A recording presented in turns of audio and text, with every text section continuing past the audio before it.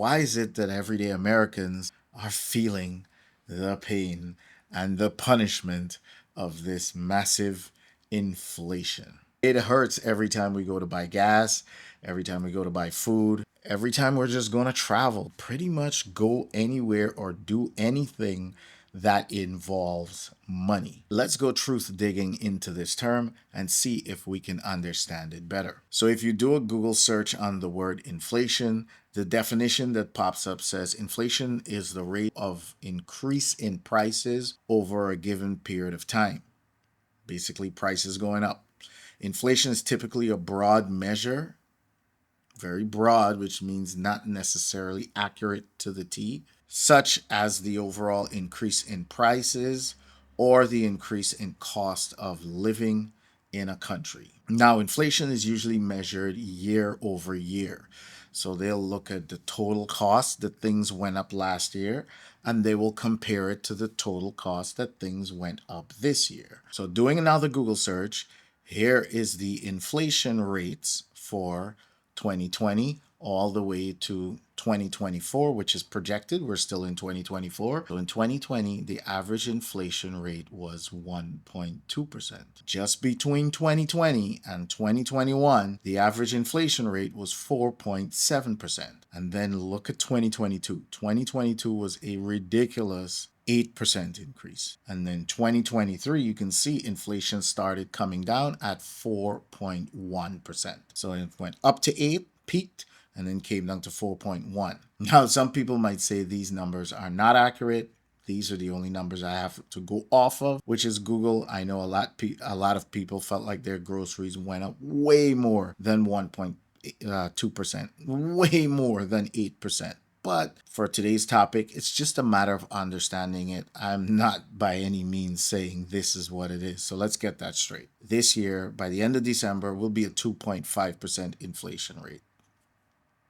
Fingers crossed on that one. So now, you look at 2023, right? It says 4.1%. And you look at the projected for 2024, it says 2.5%. So that's a decrease. Inflation's going down from 4.1% to 2.5%. So a lot of people typically think, oh, if inflation is going down, then my prices for my groceries and my food and everything, clothing, rent, everything should go down, right? It does not work like that. So let's just say typically you pay $400 a month to buy groceries. In 2020, the inflation rate was 1.2%. So that means over the whole 2020, your grocery bill would have gone from $400 a month to roughly $404.80 a month. Not too bad. We can live with that. Not a huge deal, just 1.2% inflation. But in 2021, inflation took a turn and went up even higher at 4.7%. And that 4.7% now takes your $404.80 grocery bill to $423.82. It's gone up even higher. And then in 2022, you went from your $423.82 average monthly grocery bill to about $457.72 average every month, because in 2022 we had a whopping 8% inflation. So now you're at $450, $457.72. So it went up even higher. 2023, you're saying, okay, inflation was not 8%, it was 4.1%. So shouldn't my prices come down now that the percentage went down? No, it doesn't work like that. So you see, this is where people get fooled by inflation. Oh, inflation's coming down. It's no longer 8%. It's now 4.1%. Prices should drop, right? No. All that means is that prices don't inflate at 8%. Now prices are only inflating by 4.1% in 2023. So when inflation numbers go down, prices do not go down.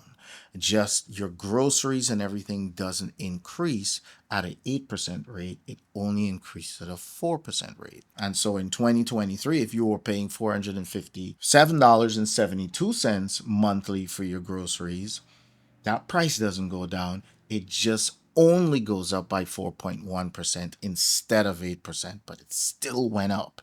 So now you're paying $476.48. And in 2024, you're saying, okay, it went from 4.1% down to 2.5%. Things should be getting cheaper, right? No, the inflation went down. Doesn't mean prices go down again.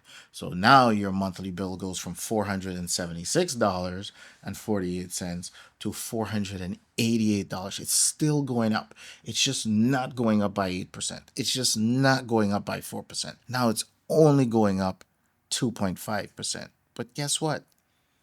It's still going up. And now in 2025, where it's projected, fingers crossed on that, to have a 2.5% inflation rate. So all that means is that prices now will go from 476 bucks basically to 488 bucks a month.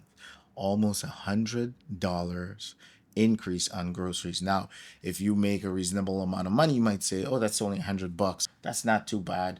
My salary went up or I'm making more hourly. I can accommodate that." But just remember, it's not only your food and groceries and your vegetables and your grain, but it's also if you go to buy a car.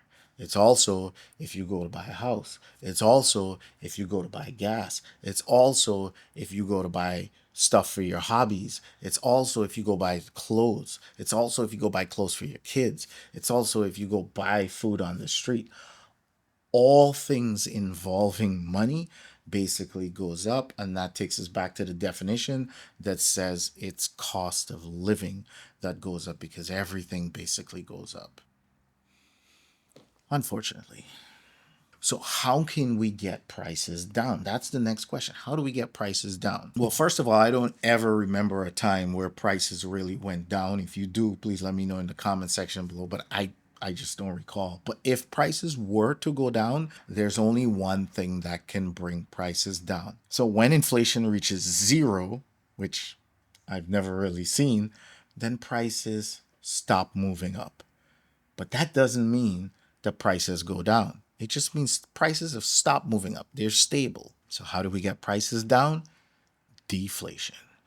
Deflation, when an economy or a country experiences deflation, that means the prices of everything starts going down. Imagine you go to the pump, you were paying $4 a gallon. All of a sudden, it's $2 a gallon.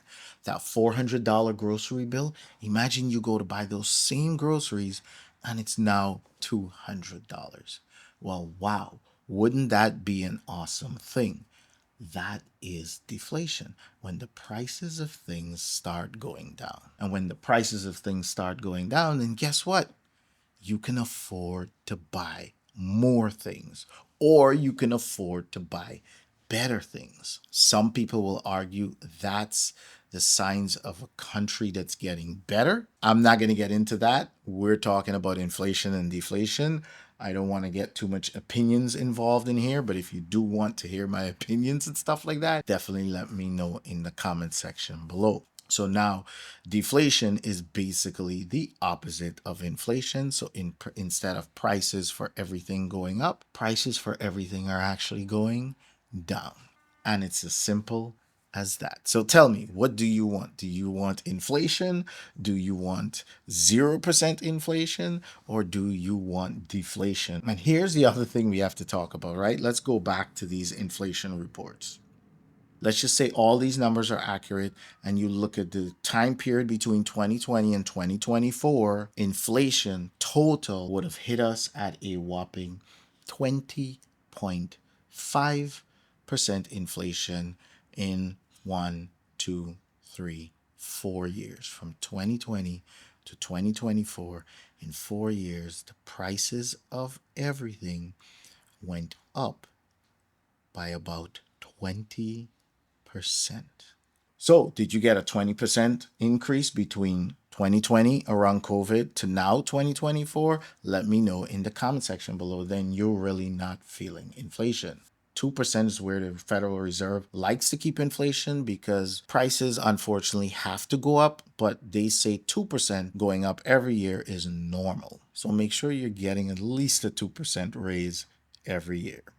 Please do yourself that favor. So now they're saying, look, we're winning the fight on inflation. We're winning the war on inflation. Now inflation in 2024 is projected at 2.5%. So we're winning, right? So now you know we're not really winning, because in those 4 years we had 20% inflation. But one thing's for sure, if nobody got an increase in their income or in their hourly rate or in their salary, then we would have to bring prices of things down by 20% in order to go back to normal, so people can afford what they used to afford 5 years ago. And if people got a 10% increase, then we'll have to not bring prices down or deflate to 20%, but just deflate to 10%. So this is the pickle that we're in. And the reason I'm making this video, you look at these news outlets and they bring it to you like if it's grand news. So if you want to know about what causes inflation, what causes deflation, where do these things come from, why is it that prices go up and they never come down, then make sure you hit subscribe, make sure you hit the bell so you get notified when I release new videos. You let me know in the comment section below as well, and we will go digging, well, another day. All right, that's it for me. I've got to run, and I will see you guys, well, whenever I can.